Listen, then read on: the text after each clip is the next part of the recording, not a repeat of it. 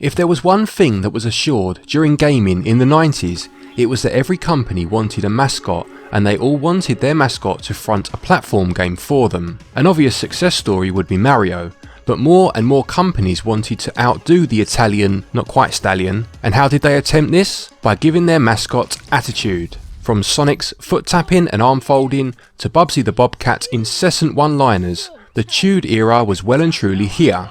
Rad Rogers seems to be a take on these type of characters, with a name that has 90s written all over it and a potty mouth that would make your nan blush. Is he the king of cool? Well, I'm Glen for SwitchUp, thank you to the developers for the review copy, and now let's find out. Come get some. Time to turn up the heat. Now, I wouldn't usually score a platform game on its story, but Rad Rogers does place heavy emphasis on its humour, so let's have a look at it. Rad is a young boy who loves playing video games.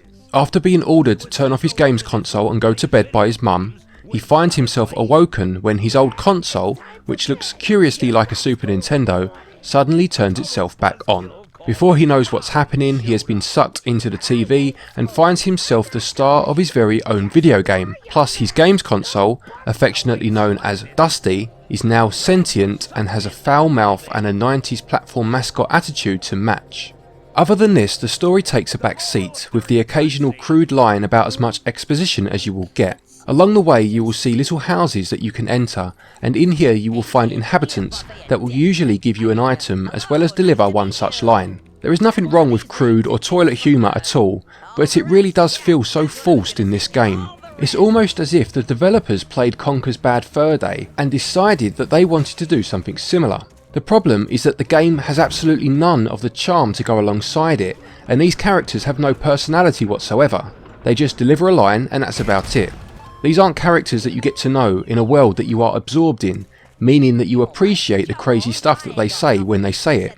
They are just static characters that suddenly, out of all context with the rest of the game, tell you that they need to clean their butt plug later. It's there to add some adult humour to the game, and nothing more than that it seems. It looks as though the developers realised that the game would barely suffer without it too, as you can choose to play with child-friendly settings. Again, it just seems to reiterate that the game wasn't built around this, and rather it was tacked on. The story is average at absolute best, and it receives 11 out of 20. As mentioned, Rad Rogers is primarily a platformer, but with a gun as your weapon and unlimited ammo, it does feel a little like a run and gun at times too. You can pick up additional weapons such as a grenade launcher or a flamethrower, and these are a little stronger than your primary weapon, although there is not a huge deal in it for most of the weapons in all honesty, with the grenade launcher being the exception to the rule. One issue I had with the guns is just how long it takes to kill enemies. They take a good 20 hits with the primary weapon, and this doesn't really add to the difficulty of the game, it just serves to slow down the platforming. It would have made no difference to the difficulty had enemies died in one shot. It just would have kept the pace at a good level rather than slow things down. To mix things up a little, your games console Dusty is on hand to grab onto ledges and bars to assist Rad in his journey. This is quite useful if you have just mistimed a jump, as Dusty will grab the ledge to give you a hand. Dusty does serve another purpose as well, in that he will enter the Pixelverse when needed. Every so often you will come across a section that is not quite finished, such as a platform that you need to advance being missing, and Dusty must fix this bad programming by locating the object in the Pixelverse whilst avoiding enemies and hazards and return it to the level. They become more complex as you go on, with you having to complete circuits later, and failure in these can end up costing you a life, so you do need to be careful. It's nice that the developers have tried to add sections that change things up a little, but on a negative note, the core platforming and jump mechanics are not quite as sound as you would hope. It's the little things like platforms not being as long as they might appear, meaning that as you edge towards the end preparing for a jump, you inadvertently fall off and have to make your way back up. Or when leaving the Pixelverse sometimes you will be dropped straight into a hazard. Unfortunately, there do seem to be times when taking damage is unavoidable due to poor platform placement, which does start to become a little frustrating. In order to complete a level, you must first collect all 4 exit chunks. Reaching the end of the level without all 4 will mean you having to backtrack and find any that you may have missed. Now generally these are on a linear path and you will collect them quite naturally on your travels, but as early as level 2 I managed to miss one, and after about 26 minutes of backtracking eventually just started the level again in order to try and rectify my mistake. To go into level layout in a little more detail, they initially seem quite standard, but this isn't always the case. At first they appear as if they are quite linear, as just mentioned, but some levels are a little more open, and in these cases you are free to find the 4 exit chunks in any order you wish. Unfortunately, at these times it is very easy to miss something important. An example of this can be found in level 3. Now depending on which way you go, you can reach a point where after you collect your second exit chunk, you end up back at the very start of the level. The problem is it's not necessarily clear straight away that you are back at the start of the level, so I walked towards the right and ended up walking about halfway through the level before realising my mistake. The correct path was actually a wall bar that took you upward. Again, much like the example from level 2, it was my mistake, but when you have been playing platform games for 30 years and keep missing the intended path in a particular game, I think it's fair to at least begin to question the level layout of said game. Each level is followed by a minigame, and these include a game of pinball or a memory game where you must shoot enemies in the correct order. These are no more than quick distractions, but high scores and in-game trophies are on offer if you are a completionist. There are also a number of hidden characters to find in the levels from different game franchises, including the one and only Duke Nukem. It's fun trying to find these characters, although they don't really change up the gameplay that much. There are also a variety of hat collectibles to find. Again, these are merely cosmetic, but do serve to extend the runtime should you want to try and find them all. Credit where it's due, the developers have tried to be original, and the gameplay is perfectly serviceable, if a little confusing in its design at times, and a little unpolished at others, and it receives 12 out of 20. Control wise, the game handles very well. You can use either the left stick or the D-pad to move, and both are equally as responsive. B is your jump button and Y allows you to fire your weapon. Pressing A unleashes your weapon's special attack.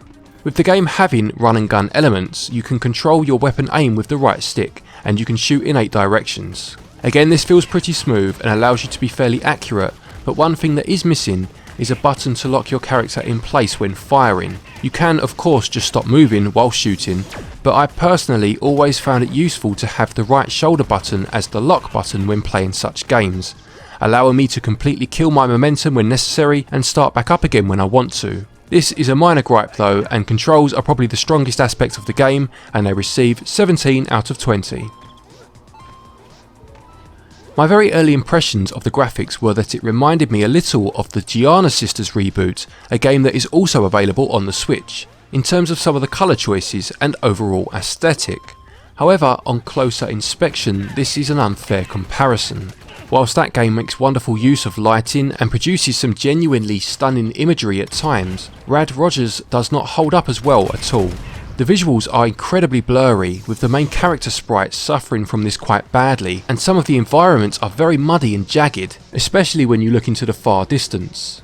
I do think that this was actually a deliberate choice, with the blur possibly being where the characters and the environment are becoming more pixelated as the game goes on. But in all honesty, it looks a little poor. The graphics do fare better at other times, and some of the backgrounds look genuinely decent, with a lot of the environments being quite pleasant with tropical and exotic backdrops providing an aesthetically pleasing and colourful setting. In terms of the audio, the background music is quite varied, ranging from being quite vociferous and bombastic in some levels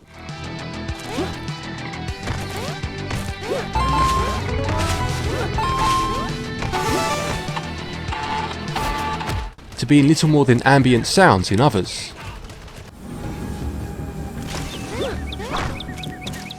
It's nice to hear a range of different tunes, and they do suit the theme of the corresponding levels quite well.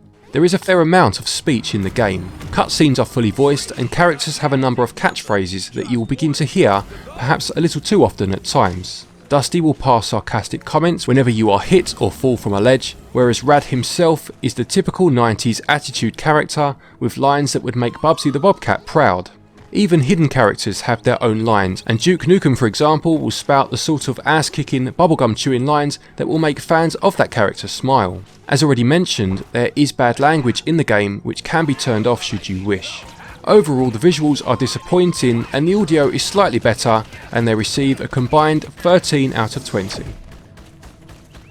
Rad Rogers costs £26.99 or $29.99, and for this price you are getting the Radical Edition, which has the minigames mentioned earlier added, as well as the extra characters. The adventure itself is fairly lengthy, and there is the option to play in 2-player co-op mode should you wish. The platforming is not the best, and there are certainly better platformers available on the Switch, which begins to make the higher price point a little harder to justify. Throw in visuals that are less than impressive and a game that tonally seems a little confused, and you begin to get the impression of a game that was built more around an idea, paying homage to a foul-mouthed version of a 90s mascot, than actual solid foundations such as intuitive level design. Value gets 13 out of 20.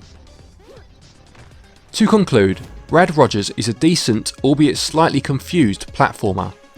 It has a few good ideas, but poor implementation and poor presentation let it down. The yearning that it seems to have for the 90s does nothing more than unwittingly date the game, with it appearing more like a relic of that era than a modern game paying homage. The fact that Duke Nukem makes a guest appearance really does sum the game up. It just doesn't seem to know what is cool anymore. A bit like watching a 70-year-old Fonzie from Happy Days trying to chat up a woman. The moment's gone, mate. Move on, seriously. Get some. Time to turn up the heat.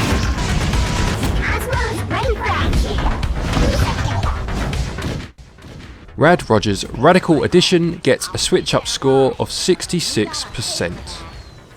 Many thanks as always for watching. I hope you enjoyed this review. Please do remember to leave a like if you did so, and let us know down below what you think of this one. Will you be picking it up? How do you think it looks? Stick a comment down below to let us know. Just a quick thank you to you all. We've just hit 20,000 subscribers, which is absolutely fantastic and something we couldn't have imagined doing about this time last year. Thank you to all of our Patreons, as always, for your support. Take it easy everyone, and until the next one, happy gaming.